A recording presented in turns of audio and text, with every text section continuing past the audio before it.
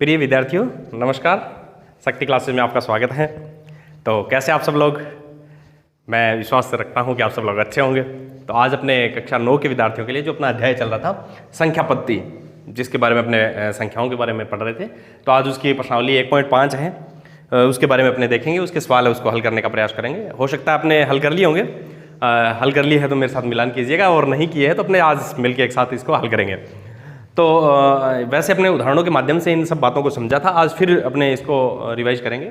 सबसे पहला सवाल दिया गया है कि बताइए नीचे दी गई संख्याओं में कौन कौन सी प्रिम्य और कौन कौन सी अप्रिम्य। तो प्रिम्य और अप्रिम्य संख्याओं के बारे में अपने पढ़ा था, तो उसमें मुख्य बात यही निकल के सामने आई थी कि वे संख्याएं प्रिम्य होती है जिसको पी बटा क्यू के रूप में लिख सकते हैं, और पी और क्यू जहां पर पूर्णांक होने चाहिए, ये मुख्य शर्त थी, और क्यू का मान कभी शून्य नहीं होना चाहिए। और जिनको पी और क्यू के रूप में नहीं लिख सकते वो अपने पास अप्रिम्य संख्या है।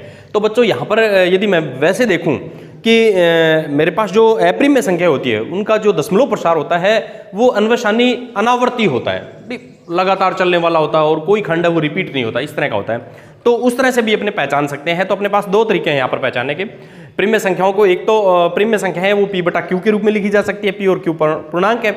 और दूसरा आपने देख सकें तो प्रिम्य संख्याओं का जो दशमलव प्रसार है वो या तो शांत होगा या फिर अन्वसानी आवर्ती होगी, यानी खंड है वो बार बार रिपीट होगा यदि शांत नहीं होगा, तो इस तरह का है। तो चलिए अपने यही देखते हैं पहला ही सवाल इसका। तो 2 माइनस √5, तो 2 एक प्रिम्य संख्या है क्योंकि ये 2 है, √5 है वो एक अप्रिम्य संख्या है क्योंकि उसका दशमलव प्रसार अपने देखें तो 2.236 इस तरह से आगे बढ़ने वाला होता है। तो यदि मैं देखिए बच्चों इसमें से मैं ये करता हूं 2 माइनस जो √5 है उसका दशमलव प्रसार मैं लिख रहा हूं, तो 2.36 इस तरह से ये अन्वसानी अनावर्ती है, ठीक है।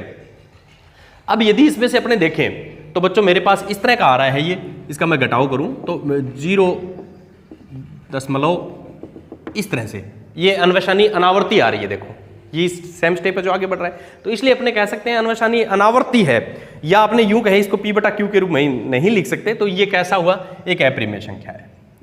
तो ये अपने पास अप्रिम्य संख्या है, इस तरह से अपने इसकी पहचान कर सकते हैं। दूसरा यदि मैं देखूं बच्चों तो 3 प्लस √23 माइनस √23, ये देखें तो ये स्टेप कैंसिल हो रहे हैं। मेरे पास आ गया है 3, तो 3 अपने आप में अपने को पता ही है एक प्रिम्य संख्या है, तो अपने लिख सकते हैं प्रिम्य संख्या है। तो इस तरह से इनकी पहचान अपने को करनी होती है। बिल्कुल आसान आसान सवाल आपके दिए गए हैं किताब में। ये देखें बच्चों तो यहाँ पर देखिएगा 2√7 बटा √7, तो यहाँ से √7 से √7 कट रहा है, 2 आ गया, तो 2 क्या है, एक प्रिम्य संख्या है। तो इसका मतलब ये 2 का ही रूप है, 2 का अपने तुल्य भिन्न के रूप में यदि इसको देखें तो √7 से ऊपर नीचे और गुणा किया गया था, तो इसका मान है वो 2 के बराबर ही रहेगा। तो 2 एक प्रिम्य संख्या है। चलिए आगे बढ़ते हैं। 1 बटा √ के बारे में देखें तो मैं इसका हर का प्रमेयीकरण करूं तो अपने इसमें पढ़ा था कि भी ऊपर और नीचे समान संख्या से गुणा कर दो, हर का प्रमेयीकरण करते हैं, तो ये इस तरह से आ गया बच्चों, ठीक है। अब देखो ये अपने पास है √2 का जो यदि मान देखूंगा तो मेरे पास मान आएगा इसका 1.4142 इस तरह से अन्वसानी अनावर्ती के रूप में बढ़ेगा। और यदि वैसे मैं देखूं दूसरा मेथड कि इसको पी और क्यू के रूप में प्रिम्य संख्या को लिखते हैं जहां पी और क्यू पूर्णांक होने चाहिए, तो ये देखो पूर्णांक नहीं है। वैसे भी अपने देख सकते हैं कि अपने ये पूर्णांक पी और क्यू है वो पूर्णांक होने चाहिए, तो यहाँ पर √2 है, जो √2 है वो पूर्णांक नहीं है, तो ये अपने कह सकते हैं ये अप्रिम्य संख्या है। तो कई तरीके हैं बच्चों इनको समझने का, अप्रिम्य संख्या है, कारण कि √2 है जो पूर्णांक नहीं है, इसको ऐसे कह सकते हैं। क्योंकि प्रिम्य संख्या ना वो पूर्णांकों का अनुपात होती है, प्रिम्य संख्या होती है वो पूर्णांकों का अनुपात होती है, तो यहाँ ये पूर्णांक नहीं है। चलिए आगे बढ़ते हैं। 2 पाई को यदि मैं देखूं तो 3.1415 इस तरह से इसका दशमलव प्रसार है वो अन्वसानी अनावर्ती के रूप में आगे बढ़ता रहता है। तो उसका मैं डबल करूंगा, इसको मैं यदि डबल कर दूंगा, दुगना करूंगा, तो भी ये अन्वसानी अनावर्ती रहेगी, भी चलता रहेगा। तो अपने इसको क्या लिख सकते हैं, जैसे मैं यूं कहूं कि अपने इसको लिखेंगे, ये देखिए इस तरह से आगे संख्या, इतनी संख्या है उनको मैंने दुगना करके देख लिया, तो आगे की संख्या वो भी डबल होती रहेगी। तो इसके कहीं शांत होने का तो अपने को नहीं दिख रहा है कि कहीं शांत होगा या कोई खंड रिपीट बनेगा दुगना करने से, तो ऐसा कुछ नहीं है। तो इसलिए अपने इसको कह सकते हैं ये अप्रिम्य संख्या है, अप्रिम्य संख्या है। तो बच्चों अपने दो तरह से इसको देख सकते हैं प्रीमेय और अप्रिमेय संख्याओं को। प्रीमेय संख्याएं वे होती है जिसको p बटा q के रूप में लिख सकते हैं, जहां p और q है वो पूर्णांक है, ठीक है। और दूसरा तरीका मेरे पास है, इसकी जो दशमलव प्रसार है उसको देखकर भी अपने लिख सकते हैं। तो चलिए अपना पहला सवाल पूरा हुआ, लीजिए अगला सवाल। बिल्कुल आसान सवाल दिए गए हैं। बस प्रीमेय संख्याओं के बारे में आपको इतना सा याद रखना है कि प्रीमेय संख्याएं वे संख्याएं होती है जिसको p बटा q, और p और q जहाँ पर पूर्णांक है और q का मान कभी शून्य नहीं होगा, तो कहने का मतलब ये है पूर्णांकों का अनुपात होनी चाहिए। प्रीमेय संख्याएं पूर्णांकों का अनुपात है। इसको अपने यदि मूलतः याद रखेंगे तो अपने सवाल वो आसानी से हल हो जाएंगे। जहाँ पर q है वो शून्य नहीं होना चाहिए, यानी हर है वो कभी शून्य नहीं होना चाहिए। चलिए आगे बढ़ते हैं। निम्नलिखित व्यंजकों में से प्रत्येक व्यंजक को सरल करना है, ठीक है। निम्नलिखित व्यंजकों में से प्रत्येक को सरल कीजिए। सरल करने का मतलब है यहाँ पर बच्चों इनको जो योग और व्यकलन यानी जोड़ और घटाव के रूप में प्रीमेय और अप्रीमेय संख्याओं को अपने दर्शाना है। तो पहला ही पार्ट्स लेता हूँ इसका। 3 + √3 के गुणा में है बच्चों अपने पास 2 + √2, इसको हल करना है। तो इसके जो पिछले वीडियोज़ में अपने देखे थे इसके सवाल कि इस तरह के सवाल आते हैं, तो पहले 3 का गुणा पूरे ब्रैकेट के साथ और कोष्टक के साथ है, √3 का गुणा पूरे कोष्टक के साथ है। तो चलिए कर दीजिएगा। 3 का गुणा 2 + √2 के साथ और √3 का गुणा 2 + √2 के साथ, ये कर दिया बच्चों। अब देखिएगा, देखिए पहले तो मैंने ये किया है, इस 3 का गुणा पूरे के साथ, फिर इसका गुणा पूरे के साथ, यानी दोनों इसके साथ, ठीक है। तो चलिए अब आगे भी देखते हैं। 3 का गुणा पहले 2 के साथ होगा, तो 3 दूनी 6। 3 का गुणा √2 के साथ, तो इस तरह से आ जाएगा। √3 का गुणा 2 के साथ, तो 2 √3, और √3 का गुणा √2 के साथ करेंगे तो बच्चों √6 आ जाएगा, ठीक है। भी अपने इसको देखें, √3 गुणा √2, तो मैंने आपको बताया था अभी रूट है वो इकट्ठा लग जाएगा, तो इसको √6 लिख सकते हैं इस तरह से, ठीक है। तो ये कर दिया मैंने। अब देखिए इसमें कोई सजातीय पद नहीं है, तो अपने कह सकते हैं कि ये √2 का पद है, √3 का है, √6 का है, ये अपने पास एक प्रीमेय संख्या है। तो ये अपने इसको प्रीमेय और अप्रीमेय संख्याओं के योग और व्यकलन के रूप में बच्चों दर्शाए, तो इसी को अपने सरल करना नाम इसमें दिया गया है। चलिए आगे बढ़ते हैं। ये फर्स्ट टाइप का सवाल था, ये सरल कर दिया है मैंने। चलो इसके नीचे सेकंड सवाल ले लेता हूँ। इसका पार्ट सेकंड दिया गया है बच्चों, 3 + √3 और 3 - √3। तो इस तरह का सवाल यदि आता है तो आपके दिमाग में एक सर्वसम्मिका आ जानी चाहिए थी, a + b a - b, जो आपने याद भी कर रखी होगी, जिसको a² - b² लिखते हैं। तो ये वाली सर्वसम्मिका a + b और a - b, a² - b², ठीक है। तो देखिए उससे हल करके देखें तो बिल्कुल आसान सा सवाल है। ये लो बच्चों, 3 का वर्ग 9, क्या आप √3 का वर्ग बता सकते हैं? तो हाँ, √3 का वर्ग यदि करेंगे तो आधी घात का डबल करेंगे तो 1 है, यानी रूट हट जाएगा, सिर्फ 3 आ जाएगा। तो इसका आंसर आ गया बच्चों 6। इस तरह से अपने को इस तरह का सवाल आए तो हल करना होता है। चलिए अगला सवाल लेते हैं। ये जो अपना दूसरा सवाल चल रहा है उसका तीसरा पार्ट ले रहा हूँ बच्चों मैं। √5 √2 का होल वर्ग। तो ये अपने एक जो आपको छोटी कक्षाओं में आपने बहुत बार पढ़ा है, a + b की whole square, a² + 2ab + b²। इस मेथड से इसको देखेंगे तो इसमें √5 का वर्ग, 2 √5 √2 और √2 का वर्ग, इस तरह से। तो √5 का वर्ग करेंगे तो क्या आएगा? √5 का वर्ग बिल्कुल 5 आएगा, बिल्कुल सही कहा आपने। तो ये आ गया 5 मेरे पास। इसको क्या लिख दूँ? 2 √5 दूनी 10 और इसको 2, इनको जोड़ देते हैं, 5 और 2 7। तो ये इसका आंसर आ गया। ये सरल करने का मतलब प्रीमेय और अप्रीमेय संख्याओं के योग और व्यकलन के रूप में अपने इसको दर्शाना होता है। चलिए अगला सवाल देखते हैं। इसमें है बिल्कुल आसान सा सवाल दिया गया है, √5 + √2 √5 - √2, इस तरह का। तो ये तो अपने याद आ गई होगी सर्वसम्मिका आपको, a + b a - b। बहुत ही सरल सी सर्वसम्मिका है, ये इतनी बड़ी देखते हुए बिल्कुल छोटा सा आंसर इसका आता है, बड़ी रुचिकर है और बहुत बार सवाल बिल्कुल आसान हो जाता है। ये जब भी जहाँ भी अपने इसको काम में लेते हैं तो सवाल बिल्कुल आसान हो जाता है। तो इस तरह की सर्वसम्मिका है मेरे पास। तो √5 का वर्ग और √2 का वर्ग, तो बिल्कुल कहने का मतलब इसको मौखिक भी हल कर सकते हैं, इस तरह की सर्वसम्मिका है ये। अब इसको देखें तो प्लस माइनस, तो इसका वर्ग करेंगे 5 और इसका करेंगे 2 और घटा देंगे 5 में से 2 3।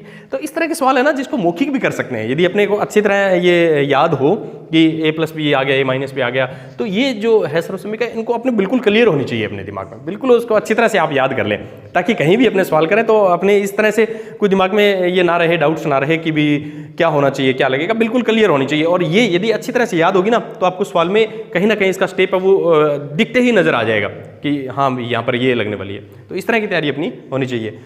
तो चलिए आगे बढ़ते हैं। तो ये अपना जो दूसरा सवाल है वो कंप्लीट हो गया। अब तीसरा सवाल देखते हैं, तीसरे सवाल की तरफ बढ़ते हैं बच्चों।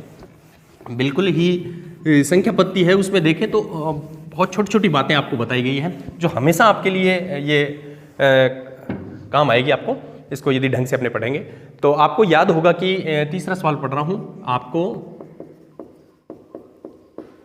याद होगा कि ये पाई के बारे में चर्चा कर रहा है कि पाई को वृत्त की परिधि, पाई को वृत्त की परिधि, जिसको अपने ये कह रहा है कि मान लीजिए सी मान लेते हैं, ठीक है, मान लीजिए सी है, ठीक है, सी मान लिया है परिधि को, ठीक है, आगे बढ़ते हैं। और उसका व्यास जो दिया गया है उसको जैसे डी माना है तथा व्यास को यहां पर माना है डी, मान लीजिए, ये आपका सवाल है वो लिख रहा हूं मैं, ठीक है, डी मान लिया। अब अपने को पता है कि अनुपात होता है, क्योंकि परिधि और व्यास के अनुपात को ही पाई कहते हैं ना, कि अनुपात के रूप में परिभाषित किया जाता है, अनुपात के रूप में परिभाषित किया जाता है, ठीक है, ये लिखा है इसने। तो अपने पाई को यदि देखेंगे तो पाई क्या बन गया, फिर पाई है वो परिधि और व्यास है ना, तो परिधि तो हो गई सी और ये हो गया डी, इस तरह से हमने लिख दिया, ठीक है। तो अब यदि देखें तो ये कह रहा है कि इस तथ्य का अंतर्विरोध है, करता हुआ प्रतीत होता है, यह इस तथ्य का अंतर्विरोध करता हुआ प्रतीत होता है, ठीक है। क्या प्रतीत होता है कि पाई एक अपरिमेय संख्या है। हो सकता है सवाल की जो लैंग्वेज है उसे आप सहमत भी हो कि पाई एक अपरिमेय है, तो उसको c/d में कैसे लिख सकते हैं, यही बात यहाँ की गई है। तो इस अंतर्विरोध का निराकरण आप किस प्रकार करेंगे, ये मुख्य सवाल है। इस अंतर्विरोध का निराकरण आप कैसे करेंगे, ये सवाल दिया गया है, ठीक है। तो चलिए बच्चों अपने इसको देखते हैं, हल करते हैं, ये समस्या कैसे आई है अपने पास। ये कह रहा है पाई है वो सी और डी है, जहां सी क्या है, परिधि है, और डी क्या है, व्यास है। तो ये कह रहा है कि यदि किसी को भिन्न के रूप में अपने दर्शा सकें तो वो तो एक परिमेय संख्या होनी चाहिए थी ना, तो पाई अपरिमेय क्यों है, ये कह रहा है, ये ऐसा कैसे हुआ, इसको आप कैसे निराकरण करेंगे इस बात का। तो बच्चों अपने यदि परिमेय संख्या की परिभाषा पढ़ें तो परिमेय संख्या की परिभाषा में ये होता है कि वे संख्याएं जिन्हें p/q के रूप में दर्शाया जा सके, जहां, ये इंपॉर्टेंट बात है, p और q पूर्णांक है, ये बात है इंपॉर्टेंट, और q का मान कभी शून्य नहीं होगा, ये बात है। तो देखिए इसको ये कह रहा है कि किसी अनुपात में तो दर्शा दिया, पर ये आवश्यक थोड़ी है कि c और d है वो परिमेय पूर्णांक है, ठीक है ना, कि व्यास, इसको यदि देखूं तो पाई का मतलब हो गया परिधि बटा व्यास, तो परिधि और व्यास है वो पूर्णांक थोड़ी होते हैं हमेशा, कि परिधि और व्यास है दोनों पूर्णांक थोड़ी होते हैं। तो अपने ये कह सकते हैं कि परिधि और व्यास जो है वो पूर्णांक, सी और डी का पूर्णांक नहीं है, सी और डी है उनमें से दोनों है वो पूर्णांक नहीं है, अतः सी और डी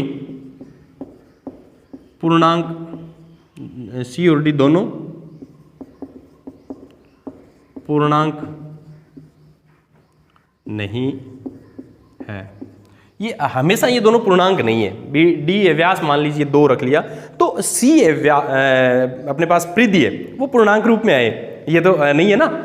आप डी को तो पूर्णांक रख सकते हैं, इसको तो पूर्णांक रख सकते हैं, पर सी है वो पूर्णांक आए या नहीं आए ये अपने पर डिपेंड नहीं करता। परिधि है वो ये थोड़ी है कि 2 रख लिया तो वो फिक्स 5 आएगी, तो ऐसा नहीं है। इसलिए अपने कह सकते हैं कि यहाँ पर डी को तो पूर्णांक अपने ले सकते हैं, व्यास तो अपने ले सकते हैं, पर सी वो पूर्णांक नहीं है, तो ये जो पूर्णांकों का अनुपात आना चाहिए, अतः पाई पूर्णांकों का अनुपात नहीं है, पूर्णांकों का अनुपात नहीं है, अतः पाई अपरिमेय संख्या। ये इस तरह से अपने निराकरण कर दिया इसका। ये अनुपात में लिख दिया, तो सिर्फ अनुपात में लिखने से कोई संख्या प्रिमेय और अप्रिमेय की परिभाषा थोड़ी दे सकते हैं अपने। कोई अनुपात लिख दिया, अनुपात किसका है ये इंपॉर्टेंट बात है यहाँ पर, ये आपको ध्यान देना है। अनुपात किसका? पूर्णांकों का अनुपात होना चाहिए। तो ये अपनी समस्या का निराकरण हो गया कि पूर्णांकों का अनुपात। व्यास को तो अपने रख सकते हैं, परंतु अपने व्यास को तो पूर्णांक रखेंगे तब परिधि है वो एक पूर्णांक आए, ये जरूरी थोड़ी है। और परिधि को यदि पूर्णांक रख दिया तो व्यास एक पूर्णांक रहे, ये अपने जो कह सकते हैं कि ये दोनों बातें एक साथ नहीं हो सकती। तो ठीक है, तो ये पूर्णांकों का अनुपात नहीं हुआ। चलिए आगे बढ़ते हैं। चौथा सवाल, बिल्कुल बहुत ही रुचिकर सवाल दिए गए हैं। और पाई को अपने 22/7 के रूप में लेते हैं ना, ये 22/7 नहीं होती है वास्तव में, ये एक इसका संयुक्त मान है। तो वैसे भी बच्चे 22/7 दे के भी पाई को परिमेय संख्या मत बोलना, ये 22/7 मान नहीं होता है। ये तो अपने सवाल में इसको एक मानते हैं कि संयुक्त मान है 22/7 के, ठीक है। तो पाई का मान है वो एक अपरिमेय संख्या के रूप में है, जैसे 3.1415 इस तरह से वो हमेशा आगे बढ़ता रहता है। चौथा सवाल लेता हूं, संख्या रेखा पर रूट 9.3 का निरूपण कीजिए। इस तरह का सवाल है। तो इस तरह का जब भी सवाल आए बच्चों, तो अपने को क्या करना है, सबसे पहले 9.3 सेंटीमीटर का एक रेखाखंड लेना होता है, ठीक है। तो मान लीजिए मैंने 9.3 सेंटीमीटर का एक रेखाखंड ले लेता हूं। तो सबसे पहले अपने को 9.3 सेंटीमीटर का एक रेखाखंड लेना है बच्चों। तो ये मान लीजिए मैं सपोज कीजिए 9.3 सेंटीमीटर का एक रेखाखंड ले लिया मैंने, ए बी। फिर अपने क्या करते हैं, ये 9.3 सेंटीमीटर का रेखाखंड है, इसको या 9.3 कोई इकाई नहीं दी है, तो अपने ये मान लेते हैं 9.3 एकक मान लिया इसको। ये 1 सेंटीमीटर आगे फिर और बढ़ा देते हैं इसको। तो ये मान लीजिए बच्चों मैंने 1 सेंटीमीटर आगे और बढ़ा दिया इसको। सपोज कीजिएगा ये सी बिंदु है, ये 1 इकाई आ गई, ठीक है, 1। अब बच्चों अपने को क्या करना होता है इसमें कि ये जो ए सी अपने पास आ गया है जो 10.3 है, इसका लंब समद्विभाजन करना होता है। तो लंब समद्विभाजन पता है, आधे से ज़्यादा प्रकार खोल के अपने यहाँ पर चाप काटेंगे पहले, तो फिर यहाँ काटेंगे चाप, फिर इधर से सी से काटेंगे। इस तरह के बच्चों चाप काटने होते हैं। फिर अपने इनको इसका लंब समद्विभाजक बिंदु है वो लेते हैं। तो मैं स्केल की सहायता से बिल्कुल इस तरह इसका बिंदु ले लेता हूँ। ये आ गया बच्चों मेरे पास, ओ बिंदु आ गया सपोज कीजिए, ठीक है। तो ओ बिंदु आ गया। अब अपने को क्या करना है, ओ को तो वृत्त का केंद्र मानना है और ए ओ वृत्त का व्यास है। इस तरह का एक अर्धवृत्त खींचते हैं, अपने को ऊपर वाला चाहिए। तो यहाँ पर इतना, यहाँ पर तो प्रकार की नोक आ गई, जैसे मैं यदि देखूँ भी यहाँ पर तो मेरे पास प्रकार की नोक आ जाएगी, ठीक है। और इतना अपने को इसकी त्रिज्या लेनी है। तो ओ को केंद्र मानते, ओ ए त्रिज्या के बराबर। तो इस तरह का मान लीजिए मेरे पास ये एक वृत्त तैयार हो जाएगा, ठीक है। ये वृत्त तैयार हो गया, अर्धवृत्त मैंने ले लिया इसको। अब अपने क्या करेंगे, यहां से लंब खींच देंगे, ये इस तरह का लंब खींच देंगे बच्चों, ठीक है। अब यदि इस समय आप देखेंगे तो ये जो डिस्टेंस है ना आपके पास, जो ये डिस्टेंस जो आई है मुख्यतः, ये रूट 9.3 होती है बच्चों। ये जो डिस्टेंस आई है वो आपके पास रूट 9.3 होती है। अब इस दूरी को अपने इस पे संख्या रेखा पे डाल सकते हैं। अभी अपने पास मुख्यतः दूरी आ गई है और इसको सपोज कीजिए मैंने आगे बढ़ाया। अब यदि मैं इतना प्रकार खोलूँ और इस तरह से आगे यदि चलूँ, तो मेरे पास ये जो डिस्टेंस आएगी वो रूट 9.3 को प्रदर्शित करेगी बच्चों, निरूपित करेगी। इस तरह का सवाल है ये। अब आप ये सोच रहे होंगे ये किस मेथड से है। तो यदि अपने ये कोई भी स्टार्टिंग में अपने जो 9.3 लेके चले थे, जिसको ये मालूम है कि ये टोटल एक्स है, इसको भी, ये टोटल बच्चों x है ये मान लिया, और ये 1 है, ठीक है। तो अपने यदि इसको देखें, यहाँ जो देखें तो ये है x प्लस 1 का आधा, भी टोटल अपने पास x प्लस 1 होगी यहाँ से यहाँ तक। ये अपने देखें कि इसका मुख्य बेस क्या है, तो ये टोटल x प्लस 1 है, तो ये x प्लस 1 का आधा हो गया, ठीक है। अब यदि बच्चों मैं देखूं तो ये भी जो डिस्टेंस आपके पास, ये भी x प्लस 1 का आधा है, ठीक है। अब अपने OB की यदि बात करूं बच्चों, OB, तो OB क्या होगी, टोटल x है ये, x में से x प्लस 1 का आधा निकाल देते हैं। तो चलिए देखिए OB की यदि बात करूं मैं, या इधर लिख लेते हैं, चलो मेरे पास OA बराबर O, इसको D मान लो, OA बराबर OD आ गई है x प्लस 1/2। और यदि मैं OB की बात करूं बच्चों तो मेरे पास हो जाएगी टोटल x है, x में से ये घटानी है x प्लस 1 का, तो 2 लघुत्तम आ गया बच्चों, 2x माइनस x माइनस 1, क्योंकि आप इसको देखेंगे तो इस तरह से है ये, ठीक है। चलिए मैं विस्तार से आपको लिख देता हूँ, ये आ गया, तो ये हो गया x और माइनस 1 का आधा। तो ये OB है ना, OB ये होता है x माइनस 1 का आधा। तो इस समय इसका यदि लंब देखेंगे अपने पाइथागोरस प्रमेय से तो अपने को पूरा समझ में आ जाएगा। तो पाइथागोरस प्रमेय से, पाइथागोरस प्रमेय से इसमें यदि बच्चों मैं ये देखूं तो मेरे पास है कर्ण स्क्वायर बराबर आधार स्क्वायर प्लस लंब स्क्वायर। तो यहां पर तो अपने पास कर्ण तो दे रखा है x प्लस 1 का वर्ग का होल स्क्वायर, x प्लस 1 के आधे का होल स्क्वायर, ठीक है। और ये हो गया मेरे पास आधार है, ये है x माइनस 1,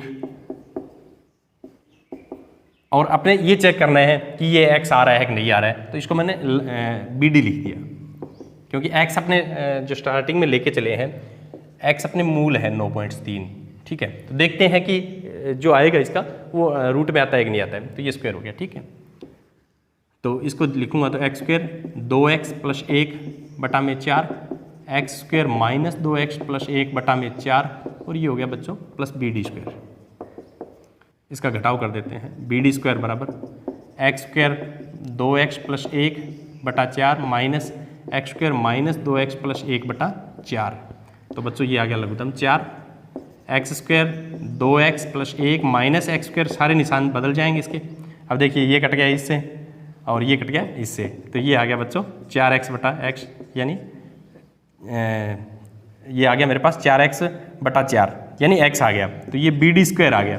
तो BD को यदि देखूंगा तो रूट x। तो देखिए अपने x मान के चले थे, तो जिसमें BD है वो रूट के रूप में आ जाता है। इसकी ये मेथड होता है। तो इस तरह से किसी भी संख्या का अपने संख्या रेखा पे रूट वाली संख्या को दर्शाना हो तो इस तरह को अपने काम में लेंगे बच्चों। तो ये इसकी गणना भी मैंने आपको बता दी है भी किस तरह से ये होता है। तो ये गणना भी आप अच्छी तरह से समझ सकते हैं। चलिए अगला उदाहरण लेते हैं।